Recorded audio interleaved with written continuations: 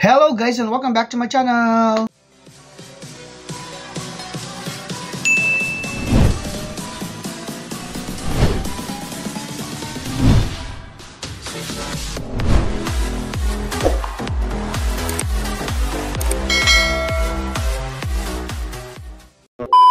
For today's video, another DIY na naman ang aking gagawin. Dahil wala naman tayong pasok ngayon, isi-share ko na lang sa inyo itong video na to. Kung ano yon, mamaya i-reveal natin. Pero kung di ka pa nakasubscribe sa aking channel, please subscribe my channel, James World Official, at pakihit po ang like at ang bell button para lagi kayong updated sa aking mga bagong video. So tara guys, magdi-DIY tayo ngayon ng hand soap dahil dumating na rin ang aking parcel.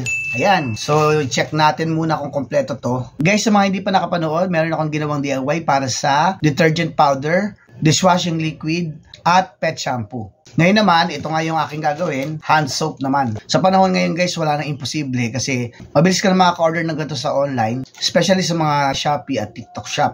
At ang maka-order mo guys, kit na. At ikaw na bahalang magmi-mix ng mga mixtures niya. Kaya sobrang dali na lang gumawa ng ganyang mga products. So open na natin to para malaman natin kung ano ang content at mixtures, pati procedures or instruction kung paano gawin ang hand soap. So ito yung guys ang kanyang kit. Ito yung mga komposisyon ng kit niya. Meron tayo nito, premix. Ito yung pinaka-flavor niya, Ocean Deep. Meron thickener, meron ding booster, SLS, at yung white silk. Siyempre may kasama ring instruction yan. Ang kit na to ay in-order ko sa Premier Wash. Paki-check na lang, ipopost ko na lang dito. Sa halagang 151 pesos 71, kasama na po yung shipping fee niyan. Basahin natin yung instruction. Mini liquid hand soap DIY kit. 5 liters. Step number 1, maglagay ng 5 liter na tubig sa timba at lagayan. Ilagay ang SLES at Super Bubble Booster. Ibabad muna ito ng 10 minuto para kapag hinalo, mabilis na itong matutunaw. Haluin mabuti ito hanggang sa matunaw. Step number 2, idagdag at i-shake muna ang LHS Premix Pouch. Laman ng Premix Pouch ay antibac, preservatives, water softener, moisturizer, fixative, scent at colorant. Step number 3, idagdag ang white silk. Haluin buti hanggang sa matunaw. Step number 4, idagdag ang thickener. Paalala, dahan-dahan lamang ang paglagay habang hinahalo ng mabagal. Hanggang sa ito'y lumapot, sigurado hindi matunaw mabuti ang thickener.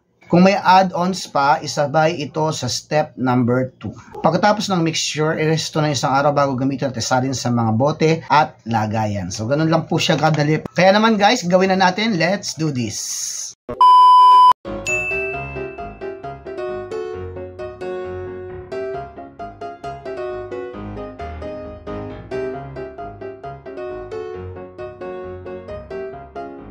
Ten minutes later.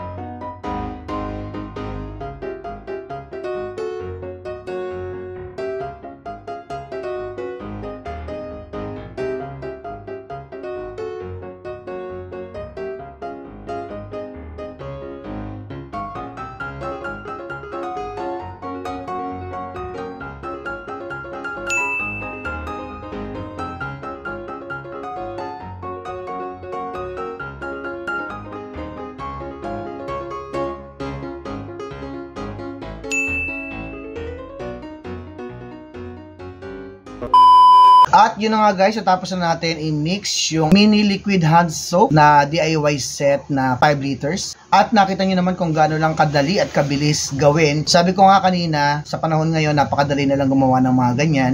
Kasi nga may na-order na tayo na isang set or isang kit na kung saan ikaw na lang yung mag-mix niyan. So ngayon guys, nakabuo na tayo ng 5 liters na hand soap. Marami-rami na tayong magagamit na hand soap. At ang nabili ko na scent ay Ocean Deep. Sadya namang mabango siya. At nakita nyo rin naman na mabula siya. Kung gusto nyo i-try nyo rin kasi pwede nyo rin siyang gawin pang personal use or pwede nyo rin siyang gawing negosyo. All you have to do is umorder lang kayo sa mga online. Paano guys? Itatabi ko na to. In one day, pwede mo na siyang magamit. So that's it for today. Sana may na-share po ako sa inyo. Maraming salamat ulit sa mga nanonood ng aking mga video. Sana patuloy po kayong manood at na madagdagan naman po yung income ko. So paano yan? Papaalam na ako. Hanggang dito na lamang. Hanggang sa muli. Paalam.